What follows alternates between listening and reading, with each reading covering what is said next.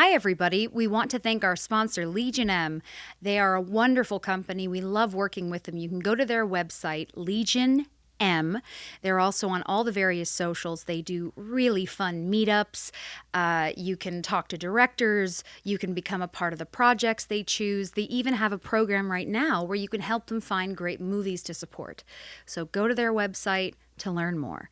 We also want to remind you that we have a Patreon that we call Maltreon. You can join us. We have $3, $5, $10, $20 options. You can get newsletters from my dad, all kinds of neat stuff behind the scenes, hang out with us, learn about who our guests are before anybody else, and listen to the podcast before anybody else. Go to patreon.com/MaltonOnMovies for more information. That's patreon.com/MaltonOnMovies.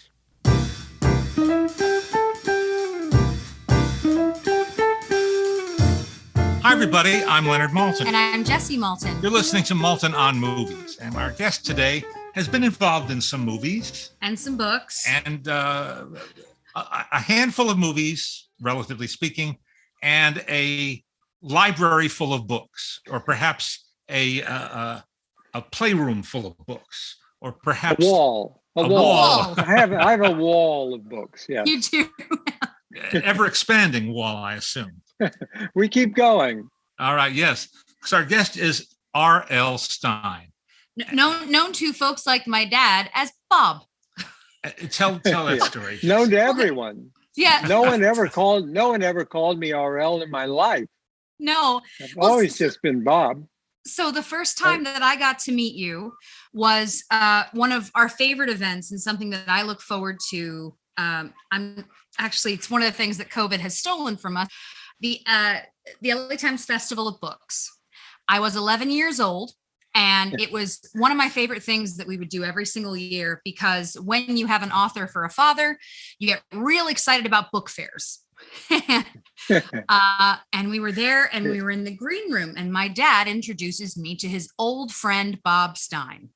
And, we know each other from New York and publishing and this and that. And I met you, and you were lovely, of course. And when you left, my dad goes, yeah, that's R.L. Stine. And I about punched him in the face, because I said, you did, Bob, Leonard? So you didn't know who you were talking to? I just knew you were a very nice man who'd known my dad for a very long time. Oh, that's funny. I love that book festival. I really miss it. Me too. We miss it really. the way it was, and they've tried real hard to keep it alive, and they've moved it from one college campus, UCLA, to another one, USC. Yes, it's a little cramped at USC. It wasn't quite the same. No, it's downtown. UCLA, but it was still is a great book festival. Really nice book festival. Yes, it is. And in the early days when Jessie came with me, that green room was pretty extraordinary, because there was Ray Bradbury, and there was Harlan Ellison, and just a panoply of notable authors. And you. Yes. Well, thank you. No, well, they were getting 300 authors for a weekend. Oh yeah, that's a lot. 300. It was incredible, and it was exciting. And the attendance was pretty strong. Oh yeah. Yeah. And right. Did you ever go to the Tucson Book Festival? No. That's a really lovely one too. Yeah. Mm-hmm. Yeah. It's heartening to know that not only that there are still book festivals, but there are still books. Yes, right. There are human beings reading those books. There are. Yeah, more than you would think. Yeah, exactly. More than you would think. But that's the thing, is that you are a part of millions upon millions of children's memories. I remember when my school started to allow us to do book reports on your books, because initially they said, no, you got to read, this and this and this. And finally they gave in, because everybody was reading Goosebumps, and they let us start using those. When my son was in 5th grade, and summer came, and the teacher passed out the summer reading list, and she said, and I don't want anyone reading R.L. Stine this summer. And he was sitting there. What was he supposed to do? Right? Yeah, right. I don't want anyone reading him. They got tired of all the Goosebumps book reports. I mean, but this Those is the books are thing. too easy to read. Yeah, right. How dare you? How dare you make Yeah. books that And children of course, enjoy? you know my son's claim to fame. No. I mean, talking about being an author's daughter, my son, his claim to fame is that he never read one of my books. I love it. Never. I love it. Not a single Goosebumps book. Just to make me nuts. Are you Yes. sure he's not lying? No, see, that's what a nice person says. But no, he knew how to make me crazy. He Mhm. wouldn't read them. My son read only Garfield comics his whole childhood. That's so funny. That's all he read. He had all the collections. And he read Garfield every night, Garfield. And then he went off to college and he was an English major. That's Go figure, right? I love it. Yeah, I love yeah. it, though. Man. Well, at least he was reading the work of another Midwesterner. Right. Yes. Well, that's true. That's true. No, I even put him in a book. I figured he might read it. And I put him in a Fear Street book called Goodnight Kiss. And he didn't read that one either. And in the very last paragraph of that book, he gets bit in the neck by a vampire. I paid him back. I mean, I feel like it's therapy, you know? Yeah, it's a for healthy me. release. Yes, it was. But no, I was going to say, when you got into Fear Street, I was a teenager when I started reading the Fear Street books, and they made you feel very grown up at 14. Well, you know, Fear Street came first. You know, I was doing those teen books first. Yep. We were killing off a lot of teenagers. And then my editors came to me and they said, you know, we should try a scary series for younger kids. And this is the kind of businessman I am. I didn't want to do it. I didn't want to do Goosebumps because I thought it would mess up my Fear Street audience, Sure. the older audience. And I fought them. I didn't want to do it. Can you imagine?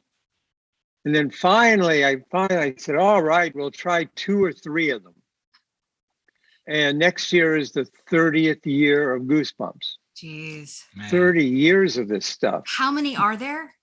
Oh, I lost count. I don't know.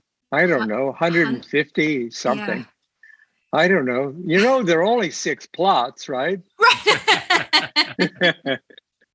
Yeah. Somehow I've gotten away. No one's noticed. Well, but again, that's the thing, is that it's, you know, again, if you're a certain age, everyone read them.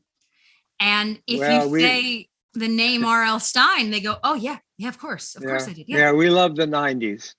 Right. Yeah. Those are the good days. But it's a big deal when you can connect with an audience like that, because you know, It was amazing luck. That's what it was. It was luck. Well, we're going to have you tell that saga. We're going to ask you to tell that saga, but let's rewind and start at the very beginning, as they say. Yeah. You guys have known each other 40 something years. Oh, I don't know. When did you live on 79th Street? Well, when we got married, we moved into that brand new apartment building. 1975. In March of 1975, and then 75. in time we met your brother. He was in the same building. In the same building with his wife Megan. That's Bill and Megan, and we became friendly. And then eventually, through them, we met you and your wife Jane. Yes. And so that's a while ago. We're married 46 years. I've got you beat. I'm 52 years. Wow. We have you beat. But as I say, when anyone asks us how long we've been married, I always say 12 wonderful years. That's right. Right? Jane hates that joke. Hates it. Alice used to hate that. It's from Henny Youngman. Is it? 10 of the most wonderful years of my life. and she used to really dislike my telling that joke. My mom just responded. She just come into the room. And Mama, we're talking to Bob Stein, please. This very important. And it doesn't. My mom wants to say hi. Hi, there you are. Hey, how are you doing, How are you doing? sir? And I can see Good. Jane in the corner. Oh, is she Where hiding? is Jane? Is she Jane's hiding in the corner. Where Isn't are you? that sad?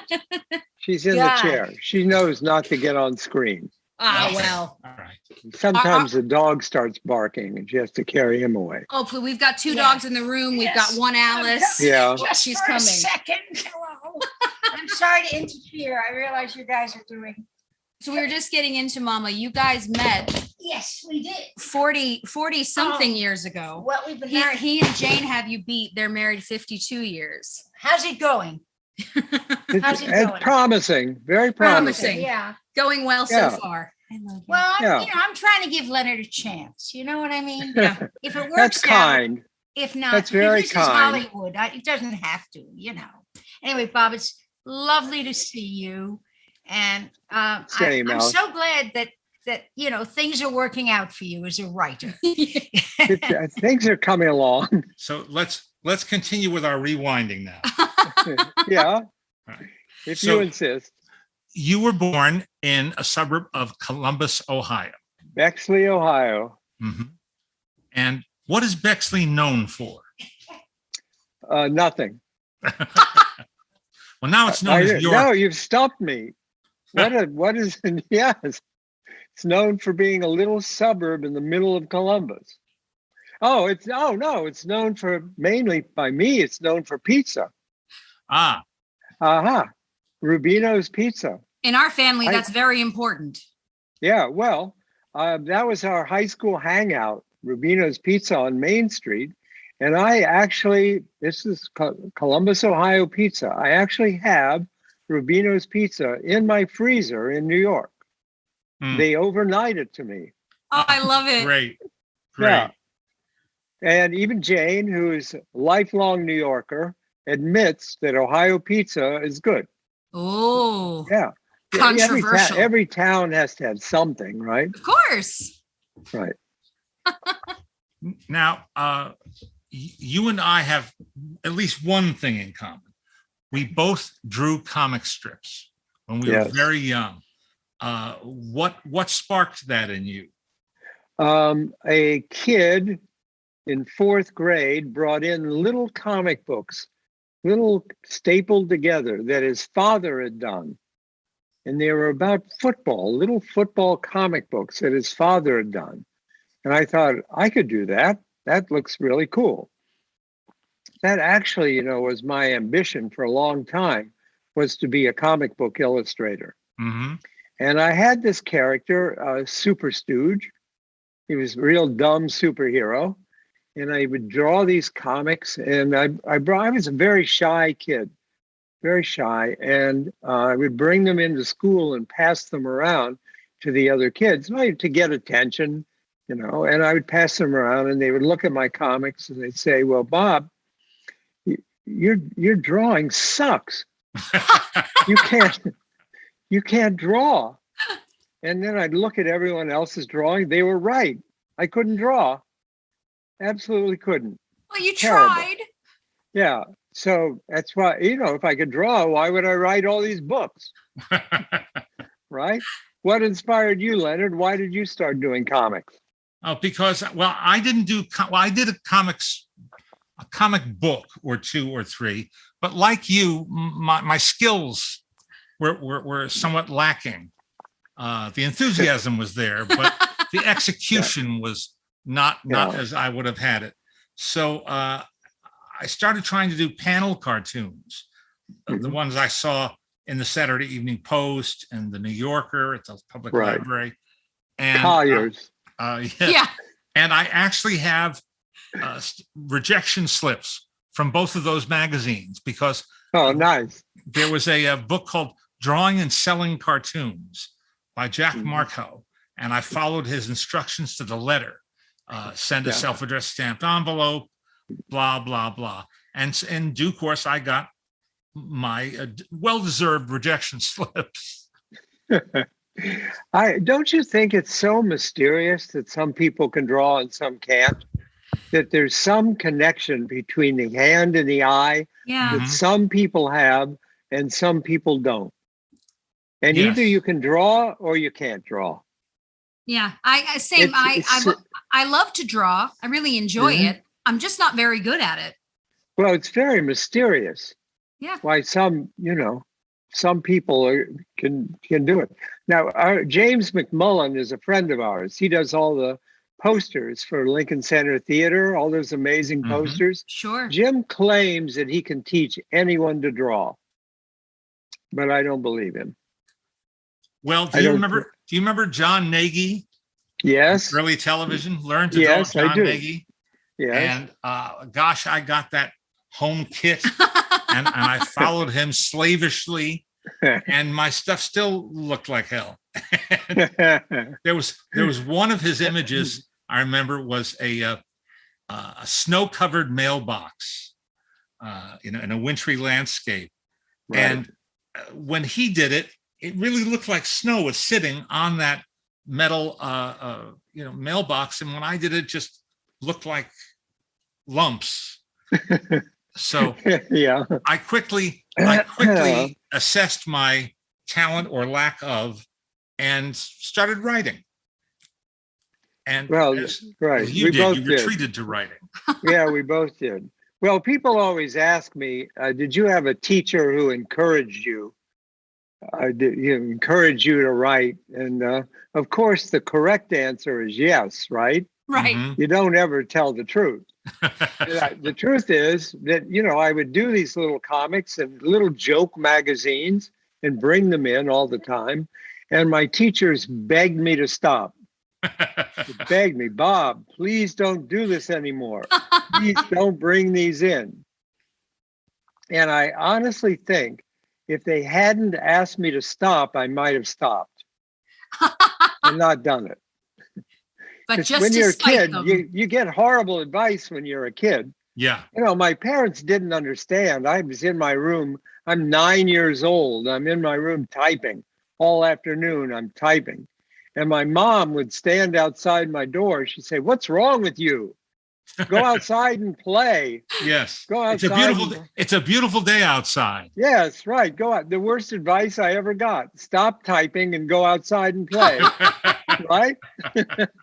I just say, type. It's boring out there. Too boring out there. Yeah. Just typing. They didn't get it. I asked my dad what got him into movies and all of that stuff, and he said I was terrible at sports. I said that's solid reasoning. Yeah, Leonard and I have a lot in common. He goes, it was indoors. It was inside. I didn't want to go outside. Yeah. What kind of typewriter did you begin on? I had, for my bar mitzvah, I got this big black stand-up Royal typewriter. Mm-hmm. Heavy, weighed a ton. Mm-hmm. And of course, we must explain to the tiny tots in the audience that in those days, these were what they called manual typewriters. Listen, I sell more typewriters now than anyone in America.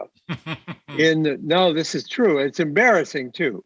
In the Goosebumps movie, Jack Black played me. And in the film, he wrote his books, I wrote my books on a typewriter. And it plays a big part in the story. Mm-hmm. And Jack is there typing. And now I get on Twitter, I get from parents, my son wants to be like you. What kind of typewriter do you use? I need to buy him a typewriter. And they send me photos of these kids who are writing on typewriters now. Amazing. Because they saw it in the movie.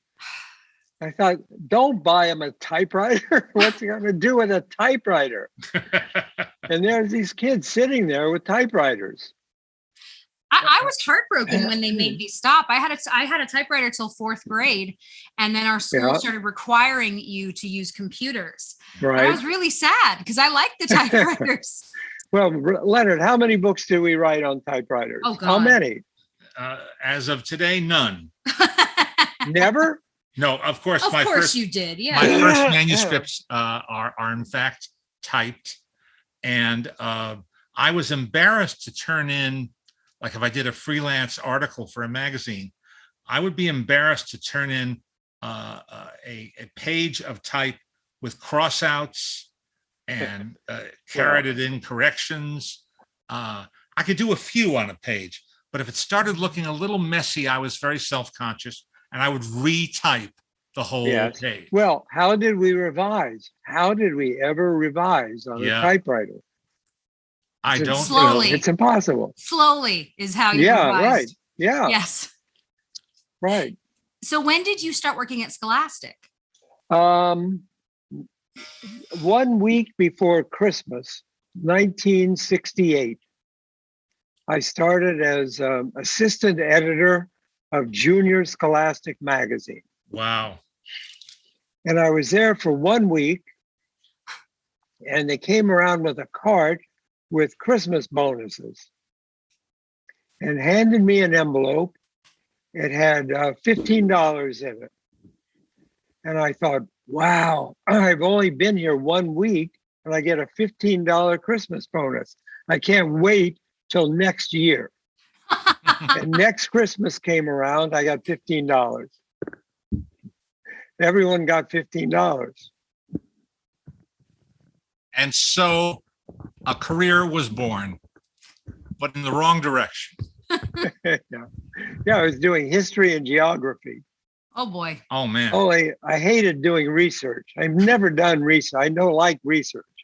So one issue of Junior Scholastic, I got the capital of Brazil wrong. Trying to write from memory. Yeah. Again, we have to explain because we do have to explain. Yes. There was no such thing as the internet. Yes. So Right. when you use the term doing research, But like, how did you look things up? that Like, would Yeah. indicate going to a library Right. and finding books or yeah. guides or atlases Yes. or Yeah. any number Right. of Articles. and articles. things. Yeah. So I love. There was a cartoon. I don't remember where it was. It's a boy in a library, and he's talking to the librarian behind her desk.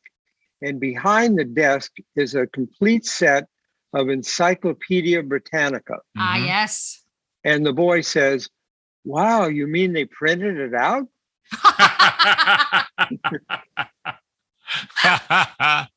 That's good. That is funny and depressing. It's a great cartoon. That is yeah. equal parts hilarious and depressing. Yeah, I That's guess it is. oy. Well, the internet started to become a thing when I was in 6th grade. And so my generation, I'm 35 now, my generation is the one that started to have to do both.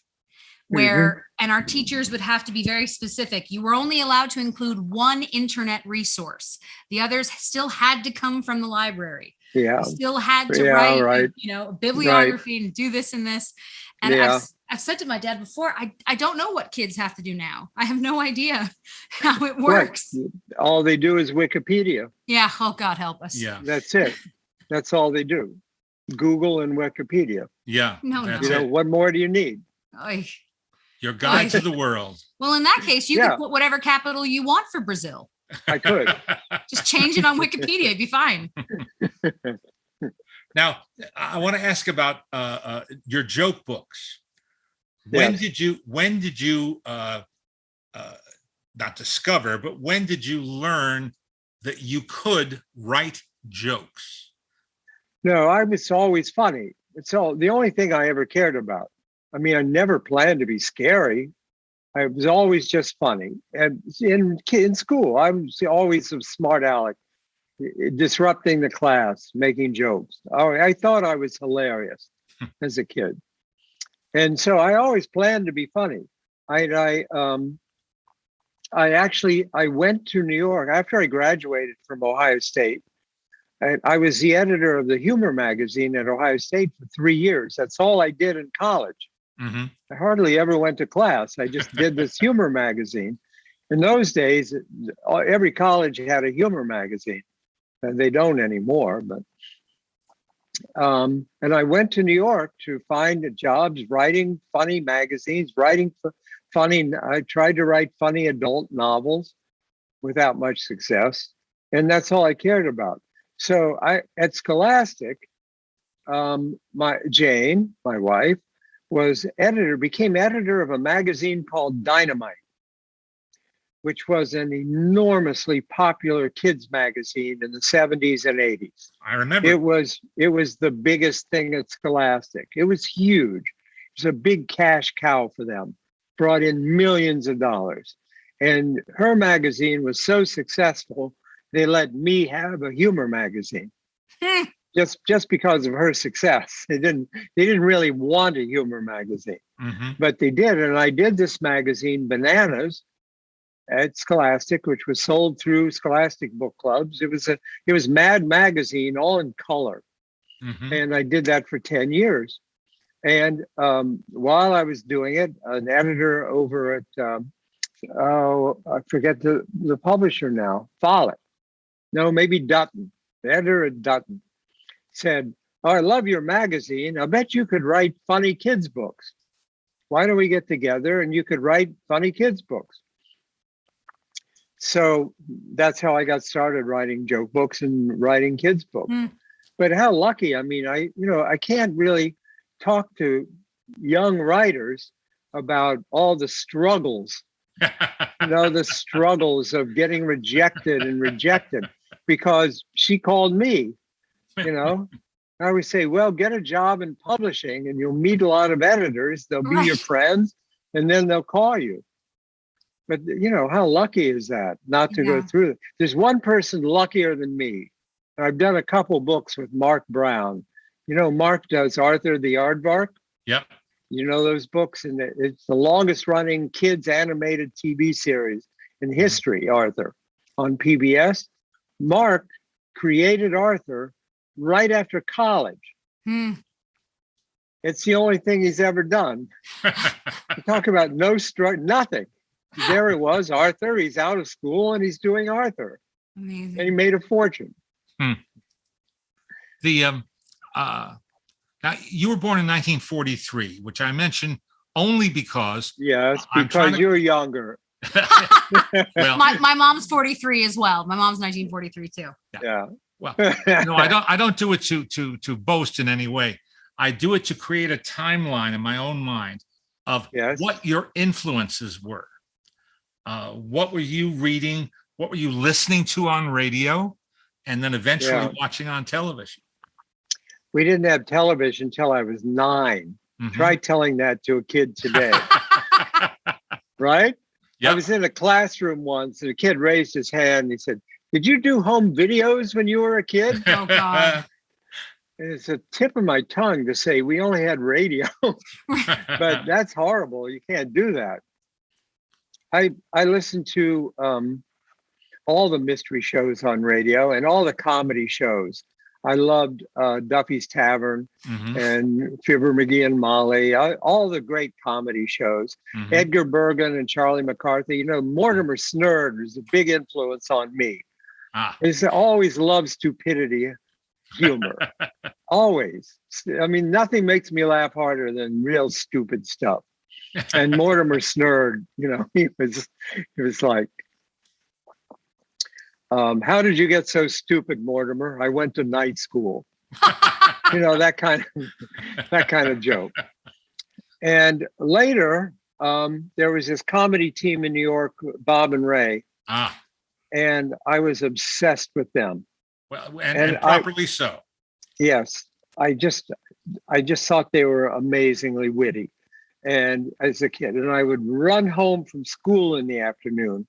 And we had this old console radio, and I would try, if I got just the right way, if I tuned it just perfectly, I could pick up CKLW in Windsor, Ontario, and I could hear the Bob and Ray show every afternoon after school. It was, that was like really big deal, big important thing. As far as books, I didn't read books till I was 9 or 10 years. I only read comic books. I was a real comic book freak. And of course, when I was a kid, the wonderful EC horror comics, Tales from the Crypt and the Vault of Horror, The Witch's Cauldron, those comics were amazing. Anyway, I loved these comic books, and I wasn't allowed to have them at home. I bought a couple of them comics were, I had a couple dimes and I bought 2 comics, brought them home. My mom stopped me at the door. She said, well, you can't have these. They're trash. You can't have them. And so the barber shop had a big stack of horror comics. Mhm. And this is true. Every Saturday morning, I'd go to the barber shop and get a haircut so that I could read these comic books. I had less hair when I was a kid than I do now. It's hard to believe. And I just loved them. They were a very big influence on me because, first of all, the amazing art. The art was wonderful. And they were gruesome, horrible, bloody comics, and all had a funny twist ending. Every story had a funny twist at the end. That's like a big deal to me. Well, they were very influential on Stephen King. Yes. And on many others of our ilk, Right. our age bracket. Yes, true. And Mad comics too. Mad was a comic book. When I first started reading Mad, I thought it was the funniest thing I'd never seen. It was. Yeah, it was, it taught you how to be cynical. Yes. We didn't know how to be cynical till Mad came along. It's been said that it really had a surprisingly subversive tone for something that was essentially aimed at kids. Yes, right. It's so sad that there is no we have this enormous country and we have no humor magazine. Not a single humor magazine in the country. It's really hard to believe. It's not, we're not in a fun zone. No. We really aren't. And we could use a good humor magazine. We could, except that everyone would be offended. Yes, yeah, that's the problem. Of course. No, everyone's offended by everything now. You cannot tell any kind of joke or anything without somebody being offended and starting a petition. Going back to your Mortimer Snerd comment reminds me, I saw the great French filmmaker, Francis Weber is one of the great French filmmakers who specializes in farce and sometimes social satire, but heavily laced with farce. And I saw him speak at the Directors Guild here in LA some years ago. And he was commenting on how you couldn't offend anybody. And so he finally found a group that could not be offended, idiots. And so he's made his most recent film.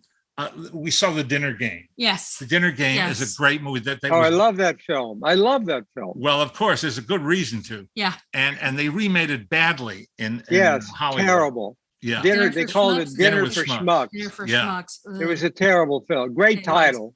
Yes. Yeah. Great title. Yes. But that was his solution, was to make fun of imbeciles. Well, I don't know. This is also true. I'm not making this up. I wanted to do a Goosebumps book called Morons from Mars. It's a great title, right? And my editor at Scholastic said, you can't do that. You'll offend the morons. And they wouldn't let me do that title. Oh, gosh. Yeah. Well, you can't win, I guess. No.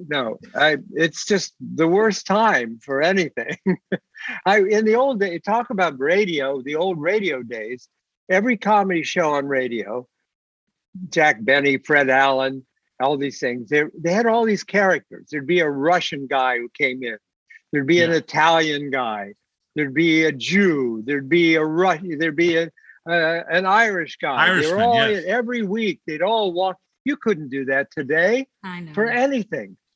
That's how far back we've come. You couldn't do a show like that now. Yeah. Mm-hmm. I feel like the only way to have a life that is worth living is to be able to make fun of yourself.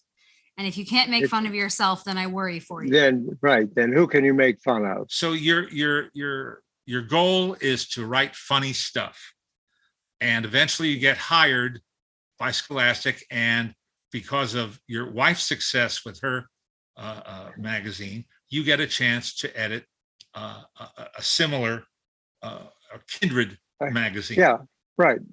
A humor magazine. So here is your opportunity, your golden opportunity. You are now getting a paycheck to write funny stuff. True. when did that left turn come along to doing scary stuff? Well, the magazine ended, and I was sent home from after many years at Scholastic. It was done. And one day, I'll tell you the whole story.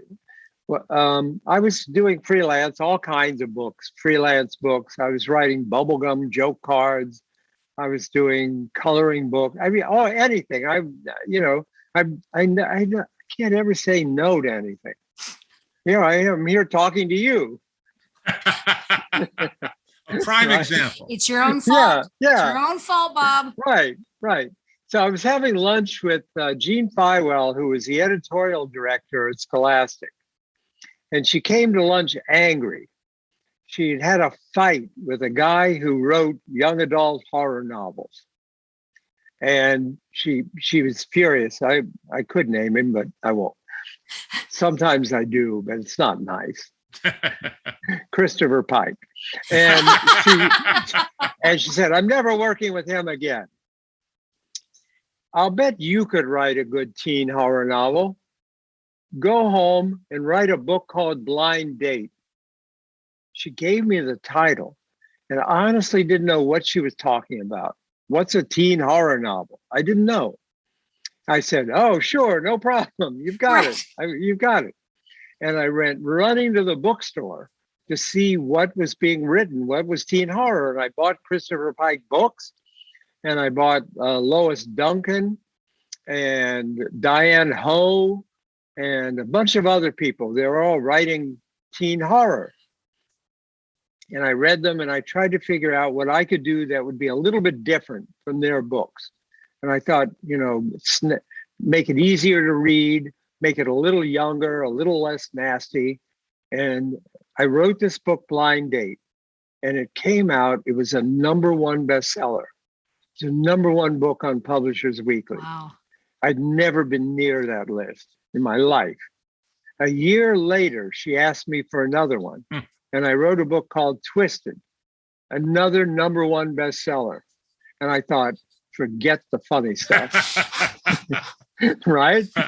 I'm going to be scared. I've been scary ever since. It's an embarrassing story because it wasn't my idea. It was her idea. But you wrote it. Yeah, but it wasn't my idea to write it or to be scary or anything. So anyway, I'm very grateful to her, of course. And I'm still doing books for Jean. She's at Macmillan now, and it hasn't been announced yet, so I shouldn't talk about it.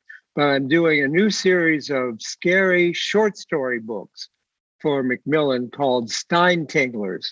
The good title, right? It is. That's fantastic. Yeah, that's what I'm working on now, short stories. Wow. Now, do you need us to cut that out, or are you allowed to say that? No, everyone knows I'm totally indiscreet. Okay.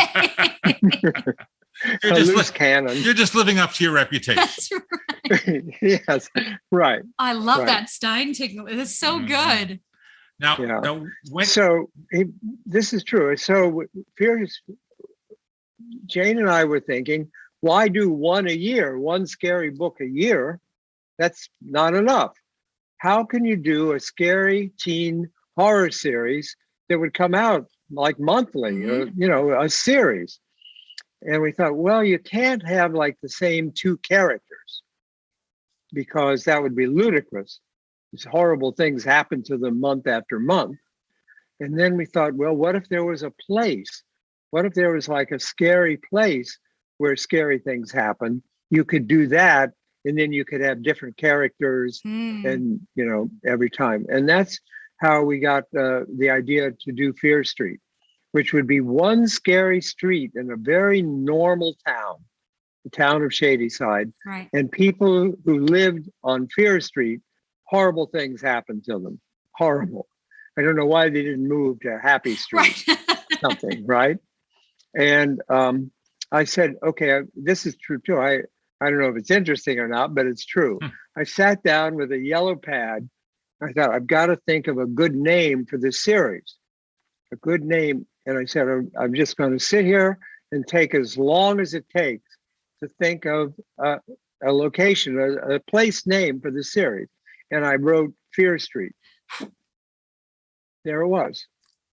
It worked. Yeah. Again, you never broke a sweat. That's right. No.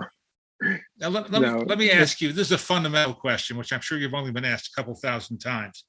But Good. what distinguishes a teen or adolescent horror novel or scary novel from an adult scary novel? The characters are all teenagers, There you mainly. go. Okay. And when we started out, they were much less violent and a lot fewer people died. Mm-hmm. But as it went on, we started killing more and more teenagers. people enjoy that.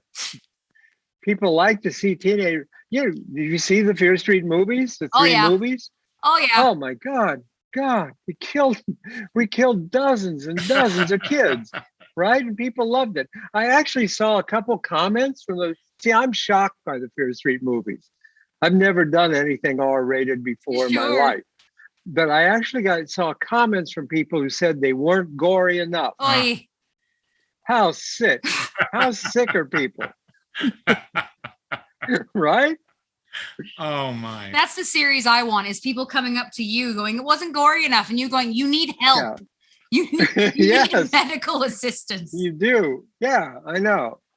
But that's the main difference in the books. A lot of Stephen King plots would work just with 16-year-olds. Mm-hmm. I've used many of his plots, believe me. Pet Cemetery? Yep. Mm-hmm. That's my favorite. I think that's the scariest Stephen King book of them all. I've used that plot about 6 times. So is he. too So it's good. fine. It's fine. Yeah, it's too good. It's too good not to use. Now, what and when was your first contact with either a television or film adaptation of your work? Well, they wanted, I forget where it started. Goosebumps was enormous. It started in 92. By 94, I'm not bragging. We were selling 4 million books a month. You were. Just a statement of fact. Yeah. Yeah, I'm not. I mean, no one more amazed than me, believe me. And they came to us. It was Fox Kids and YTV in Canada. Mm-hmm. And they wanted to do a Goosebumps TV series. And that was the first series we ever did, which was, people don't realize, was a totally Canadian production. It was filmed at an old Molson brewery in Toronto. Doesn't get much more Right? Canadian than that. Yeah, that's right. And it was Canadian. We used every Canadian kid actor in the country. You had to be Canadian. We used 11-year-old Ryan Gosling. He's in Say Cheese and Die. We used every Canadian. Too funny. And we had to, kids, I would do a book signing in this country. And kids would be in line and they'd say, how can I be on your show? I'm an actor. How can I be on the Goosebumps show? And I would say, well, you have to be Canadian. And moved to Canada. Yeah, you have to be Canadian. And they would say, what's that? No one knew what a Canadian, that's a tribute to our school system. No one knew what a Canadian was. And do you know why? I mean, there are a couple of reasons why we shot. When we were doing Goosebumps, there were like 30 productions in Canada, all being shot. There was another one called Are You Afraid of the Dark? Which I watched. Yep. Also done in Toronto. But we shot there mainly because they had no child labor law. Oh my. God. And you could work the kids all night. Jesus. That's so And none funny. of the stuff about having a tutor on set, Oh, God. you know? Oh man. Well, that's what is crazy. Yeah. It's true. In the 90s, you had Tales from the Crypt, Goosebumps, Are You Afraid of the Dark, all these horror series. And when I talk to, again, people my age, we still have nightmares about some of these shows that we watch. Are You Afraid of the Dark was terrifying. Yeah, it was a lot of the same people. Yeah. A lot of the ssame actors and everything. Mm-hmm. I get comments from kids saying, I can never babysit. I've never babysit. I could never, I'm terrified of masks. And kids who are afraid of that dummy, Slappy the dummy. Slappy is like the star. You know, my books now are called Goosebumps Slappy World. Really? Because the dummy is so popular from the movies. And it's in my contract. Every other Goosebumps book has to be about Slappy the dummy. Jesus Christ. Now, you chose to be an active participant in those shows. You could have just taken the check and gone to the bank, and as soon as it cleared, go back home and have a Molson's in the privacy of your residence in New York. But you chose to be a participant. Well, I introduced the prime time shows. Right. Jane read every script. I didn't. Mm-hmm. She read every script, but I was the host of a lot of the shows. Mm-hmm. And did you enjoy that role? Well, I was overconfident. It gave me new respect for actors and people who do those things. I was, a huge Rod Serling fan. Of course. He's a real hero of mine. So I loved being there and introducing the shows, but I wasn't Rod Serling. In fact, the very first one was The Haunted Mask.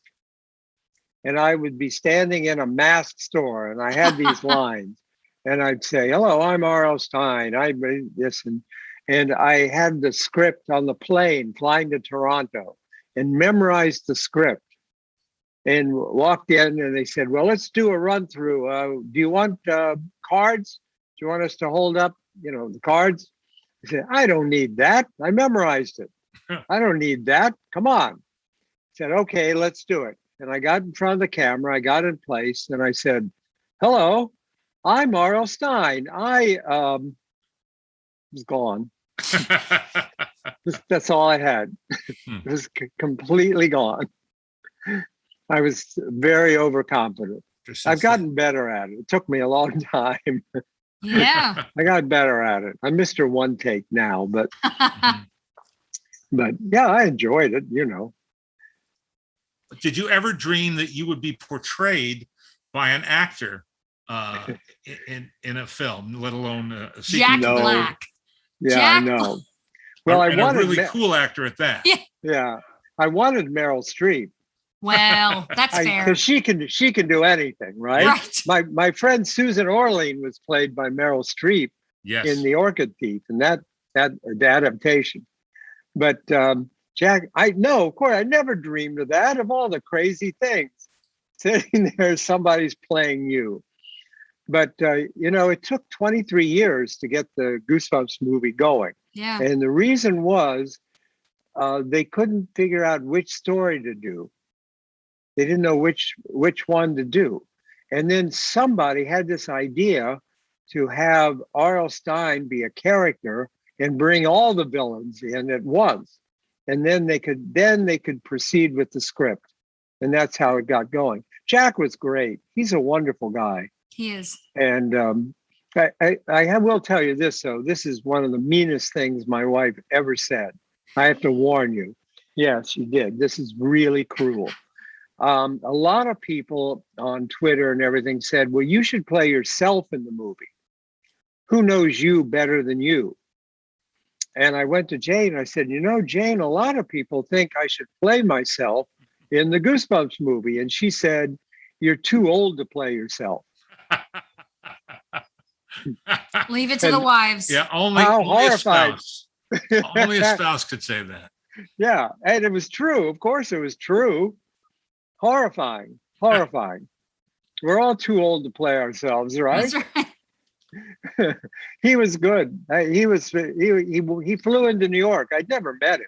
Sure. He flew into New York in a blizzard, actually, and we had lunch.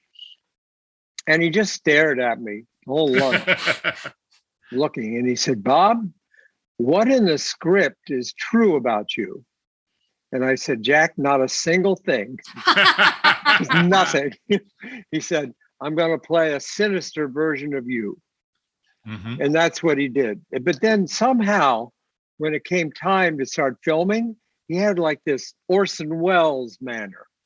I don't know where that came from. He was like Orson Welles suddenly. It's not, I'm from Ohio, right? I don't sound like Orson Welles. Well, he was from Wisconsin, so Yes. But we had a great time. He's a very generous guy, and just not manic like he is in the movies. Very down to earth. He's very, And very he's a nice good man. dad. We filmed in Atlanta, and he flew home to LA every weekend to see his kids. That's really terrific. Yeah, That's really terrific. About a guy. Yeah. Yeah, he's lovely. He's a lovely guy. And how did the Netflix stuff come to be? The recent, all of the recent craziness. The Fear Street. movies. Oh my God. This is amazing to me. Yeah. It started about 2 or 3 years ago when Peter Chernin, who was at Fox back in the Goosebumps days, he was this young guy. And we even talked that he was like in his 20s or something about doing Fear Street back when, anyway, I bet he doesn't even remember that. But he bought the rights to do Fear Street movies. And he had this idea. I haven't written, Fear Street a long time ago. I did about 80 of them. And then recently I've done 10 new ones recently.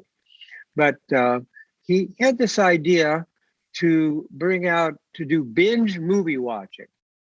And he would bring it out to movie theaters, one in June, July, and August, 3 months in a row. It would be like a horror summer. And you'd go to the theater 3 times and see these films. And then, of course, COVID came and there were no movie theaters. And Fox, he did it for Fox, Peter, and Fox was bought by Disney. And Disney didn't want Fear Street. Mm-hmm. They didn't want it. They cut out a lot of films when they bought Fox. Yeah. And then we had the pandemic. There are no movie theaters. All 3 films were filmed. They were all done, also in Atlanta. And he luckily sold it to Netflix. Netflix wanted them and had this idea to do one a week, not one a month. And it's actually, this is a horrible thing to say probably, but thanks to the pandemic, it was this huge thing. I think if it had opened in movie theaters, it wouldn't be a big deal at all. Maybe people would have gone. But now all we do is watch Netflix every night, right? That's right. That's all we do. That's right. And there they were 3 weeks in a row on Netflix, and each one was like the #1 film on Netflix. Yep. How so lucky. Well, and they did some They huge events here in LA. They did some really big events. They did here. nice events. They did pop-up stores in LA and in London. The Netflix publicity machine, when you're used to book publicity, right? Yeah. movie publicity is like from another planet. Yep. Yeah. I did interviews for them in 4 countries. Try doing that on a book. A book comes out. You're begging people, please write about it. Please, something. There were hundreds of interviews, all the stars, hundreds of websites. All people want to talk about movies. They don't want to talk about books. Mm-hmm. We like books. Know this? Yeah, I know. It was amazing to me, just astounding. Well, and what great luck. Yeah. Well, yes, luck, but always you deliver the goods. Yeah. It's lucky to have that opportunity and have that door open for you. But if you didn't give people what they want, they wouldn't have come back a second or a third week. Mm-hmm. Well, thank you. Yes, that's true. Or 4 million books a month. Yeah. Yeah, that was good. Those were the days. Yeah. Those were the days. Now, you've been doing this long enough, Bob, that you've passed the generation line at least once. I don't know. No, more than once. More than once. I get, oh, my grandmother loves your book. I actually hate that, but he gets it with his students. My grandma used to watch you on TV, and I know. Yeah, where's grandma right now? I don't fight it. I don't fight it. Well, it was very hard to get used to being nostalgia. Of course. For a lot. No, I'm nostalgia for a lot of people. Yeah. That's Yeah. hard to get used to, Mhm. Yeah. I would do a book signing. There'd be 7-year-olds and 10-year-olds and 25-year-olds and 30-year-olds. I would say, "What are you doing here? Get out of here. Go away. We loved you when we were kids." I got used to it.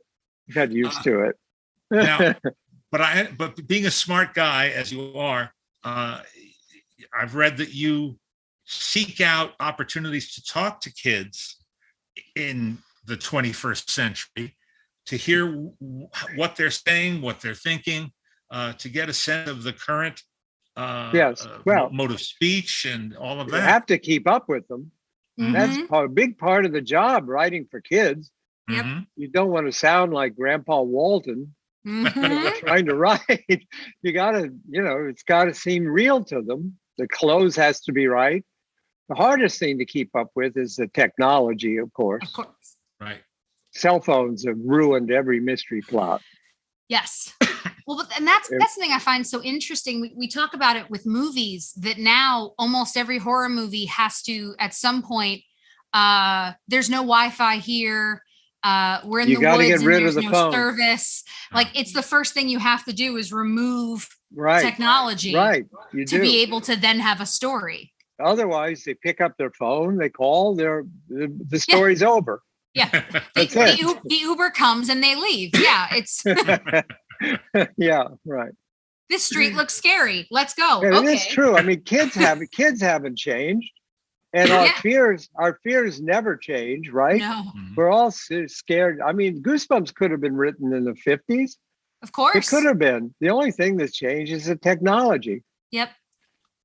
I don't think there will ever be a time when you said that there was an attic in your home that was, the root of a long-term fear, a deep-rooted fear.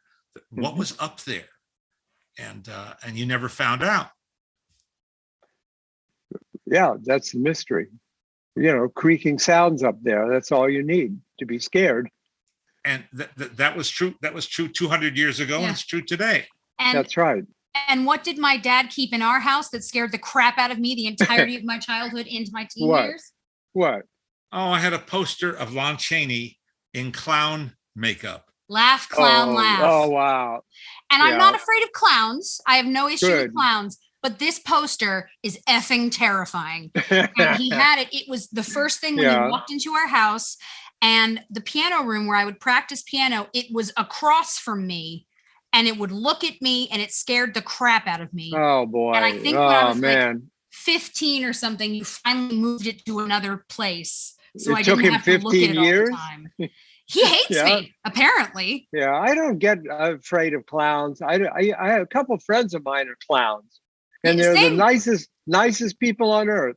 It's not Just the the clown. sweetest people. It's the face. If you see, I will have my dad send you a picture of this. I can And picture it. No, I I know it. promise I you. know that poster. His I can evil, picture it. evil face Insert staring. heavy sigh, Look, man, Yeah. heavy parental it was sigh. here. effing Yeah. terrifying. Yeah. Kept it in the house. In our house, we had a basement, and the basement had like a workroom where the boiler was, and other household equipment that I had no connection to. So that basement, which was dark, that was my scary place, and not terrifying, but Yeah. always scary. Mhm. And I never got past that. Yeah. I thought at some point when I was an adult, I could These just turn on. these childhood things stay with Yeah. you. Mhm. We had in our basement, we had a freezer, a white porcelain freezer, Mhm. and it was shaped like a coffin. Oy. It was long rectangle with a heavy black lid on the top. And my parents kept meat in it. And we kept musketeer bars. Mhm. And but mostly it had meat, food. And every once in a while, my dad would say, go downstairs and bring up a roast, bring up some lamb chops.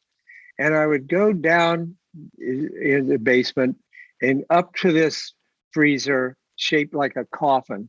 And the lid, you raised up the lid. And I knew that one day there would be a body, a frozen Absolutely. body stretched Absolutely. out in this freezer. And once I was doing I do comedy clubs sometimes, and just for something to fall back on. And I told this story, which is true, about the freezer. And then I said, and sure enough, one day I opened the lid and people guessed, they actually believed it. They believed there was I said, are you out of your mind? There was, they actually believed there was a body in the freezer. Well, I think you believe what you sort of want to believe. Yes. And I guess. we're so Yeah. manipulated by storytellers Yeah. like you, so that it's a preconditioning. So if you've told us that that's what you fear, Yeah. and you really and you know how to draw people in, Yeah. Yes. as you're telling this anecdote, then I'm not surprised at all that I was. Who would believe? And one day I opened Yes. it and all of the Musketeer bars had been eaten. Yes. Horror, real horror story. That's right. That's right. Great. Are you? I'm curious about as a fellow writer, what your discipline is. Hey, I'm cut out for this. It's like factory work. I'm sure. No, I'm just cut out to be home and working. So I have the same schedule Jane says I'm like the dog. I do the same thing in the same order every day. And I sit down at the laptop at 10 in the morning and I write 2,000 words. And as soon as I hit 2,000, I quit wherever I am and get up, and then that's it. It takes maybe 3 hours a day. Those are good hours. Yeah. Right. I work for maybe 10 to 1, 10 to 2 every day. Then that's it. It's factory work. Well, so even if your well of ideas is flowing, you will cut it off. Yeah, well, I outline everything. Okay. I have everything all planned. When I sit down to write a Goosebumps book or any book, I know everything that's going to happen in the book.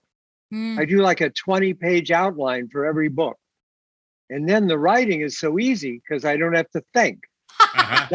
I've done all the hard part. I've done all the thinking. Everyone hates to outline. Everyone hates it. Oh, I always. But I can't. Yeah, every kid's hate it. I can't work without it.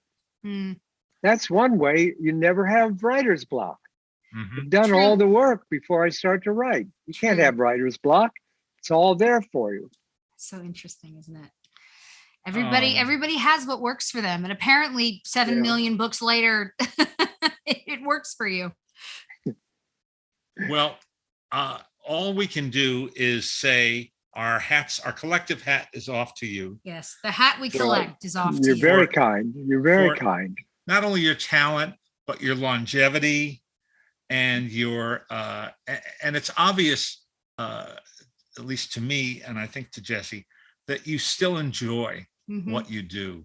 You still derive pleasure from what you do, as much as the readers derive pleasure from reading it. Yeah. Thank you. No, it's really true. It's the best part of my day. Yeah. The working part. It's the best part.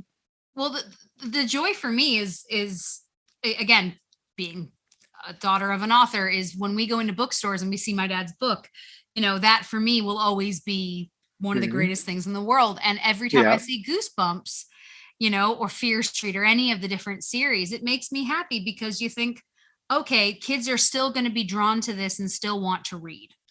And it's a nice thing. That in and of itself really is a big deal. And of course, to see them all over the world. Yes.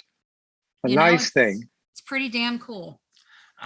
Have you traveled and have you had Have you seen your book in different Have you seen your languages? books in Well, I in your have. travels? Yeah. Yeah, we've had nice, not recently, of course, Right. but yeah, we had. I did a wonderful 5-city tour in China. Oh, wow. Oh my. We had a new Mandarin edition of Goosebumps, and it was Wow. like huge. This was like 9 years ago, and it was just wonderful. The kids were wonderful. It was just a great experience. And I did a week-long book fair in Brisbane, Australia. Mhm. Oh. That was really nice. We loved that. That was good. And I was China blows my once I mind. was recognized walking down the street in Paris, Hey, recognized by a kid. Talk about highlights. That was a That's- highlight. Well, that that's would so be cool. sure. Yeah, Oh, my. right. Yeah, Those are the dividends. nice things, Yeah. Once in a while, it's too nice. It is. Oh, well, Bob, we Well, wish you continued success Mhm. and continued enjoyment of what you do. And And you are a social media human, so people can find R.L. Stein on the various interweb. yeah, I'm everywhere. locations. Yep. Yeah, I'm everywhere. I'm everywhere. and So I keep up with you on Facebook. oh well, Yeah. that's nice. That's flattering to Yes. know. Yeah, And- of course. And thank you for making the time. Hmm. No, this was so much fun. How great to finally to be able to talk to you. Oh, I Yes, know. exactly. it was really a pleasure. Wow. Thank Pleasure you was for ours. inviting me. And Jesse, where are we? You are at Leonard Maltin. I'm at Jesse Maltin on Instagram and Twitter. You are also on Facebook, as R.L. Stein pointed out. You can always go to leonardmaltin.com for movie reviews, book roundups, and all kinds of good stuff. And last but certainly not least, we are on Patreon, The Maltreon. which is patreon.com/Maltin on Movies, the name of this show. Patreon.com/Maltin on Movies, where you can support what we do if you like what we do, and we can send you little goodies in return. Mm-hmm. So that's it for now. We'll see you guys next week. Today's episode of Maltin on Movies is brought to you by Legion M, the world's first fan-owned entertainment company. If you love movies as much as we do, why not own a piece of them? Find out more at www.legionm.com.